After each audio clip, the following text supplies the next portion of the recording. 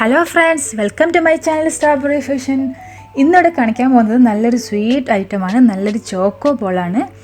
ആദ്യം നിങ്ങൾ ഈ ചാനൽ സബ്സ്ക്രൈബ് ചെയ്യുക, പിന്നെ നോട്ടിഫിക്കേഷൻസൊക്കെ കിട്ടാൻ വേണ്ടിയിട്ട് കുഞ്ഞു ബെല്ലൈക്കണും കൂടെ പ്രസ് ചെയ്യാം.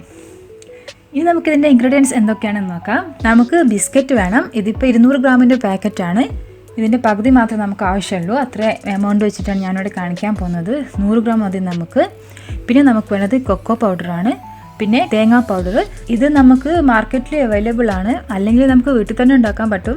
നമ്മൾ ഉണങ്ങിയ തേങ്ങ ഉണ്ടെങ്കിൽ അതിൻ്റെ ബാക്കത്തെ ബ്രൗൺ പീസ് ഒക്കെ കളഞ്ഞിട്ട് മിക്സിയിലൊന്ന് ക്രഷ് ചെയ്തെടുക്കുക. നല്ലോണം പൊടിഞ്ഞു പോകരുത്, നല്ലപോലെ ഒന്ന് ക്രഷ് ചെയ്തെടുത്താൽ നമുക്ക് ഇതേപോലെ കിട്ടും. അല്ലെങ്കിൽ പച്ച തേങ്ങ എടുത്തിട്ട് അതിൻ്റെ ബാക്കത്തെ ബ്രൗൺ പീസൊക്കെ കളയാം, അതൊന്ന് മിക്സിയിലിട്ട് പൊടിക്കുക. എന്നിട്ട് സ്റ്റൗവിൽ വെച്ചിട്ട് ചെറിയ തീയിൽ നല്ല ക്രിസ്പി ടൈപ്പിലാക്കി എടുക്കുക.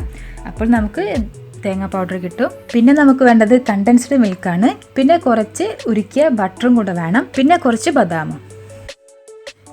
ഇനി നമുക്കിത് എങ്ങനെ ഉണ്ടാക്കുന്നത് നോക്കാം. അതിന് വേണ്ടിയിട്ട് 100 ഗ്രാം ബിസ്ക്കറ്റാണ് എടുത്തത്. ഇത് മേരി ബിസ്ക്കറ്റാണ്, ചെറിയ മധുരമുള്ള ബിസ്ക്കറ്റ് ഉണ്ട്, നമ്മൾ ഏരിയ റൂട്ടൊക്കെ പോലത്തെ ആ ടൈപ്പ് ബിസ്ക്കറ്റാണ് എടുത്തത്.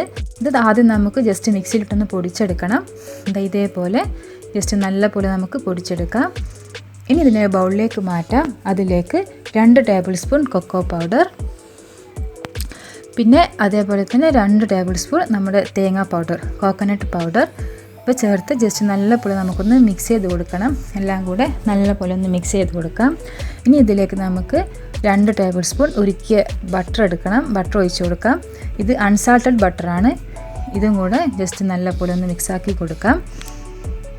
ഇനി ഇതിലേക്ക് നമ്മൾ ചേർക്കുന്നത് കണ്ടൻസ്ഡ് മിൽക്കാണ്.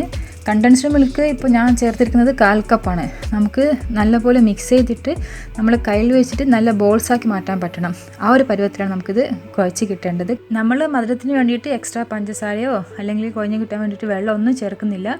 ഈ കണ്ടൻസ്ഡ് മിൽക്ക് വെച്ചിട്ടാണ് നമ്മളിത് കുഴച്ചെടുക്കുന്നത്. ഇതിപ്പോൾ കറക്റ്റ് പാകമായി വന്നിട്ടുണ്ട്. നമുക്കിത് കയ്യിൽ വെച്ചിട്ട് ഇതേപോലെ നമുക്ക് ബോൾസാക്കി മാറ്റാം. അപ്പോൾ ഇതാണ് ഇതിൻ്റെ ഒരു പരുവെന്ന് പറയുന്നത്.